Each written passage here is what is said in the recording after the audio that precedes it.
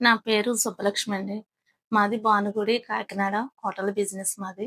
దానివల్ల వర్క్ ఎక్కువ ఉండడం వల్ల నాకు హ్యాండు నొప్పి, మెడ నొప్పి, దవడ అయ్యి పట్టేసి ఉండేయి. నడుము నొప్పి అది కూడా చాలా ఎక్కువగా ఉండేది. లెగిసి తిరగలేకడమే కష్టంగా ఉండేది.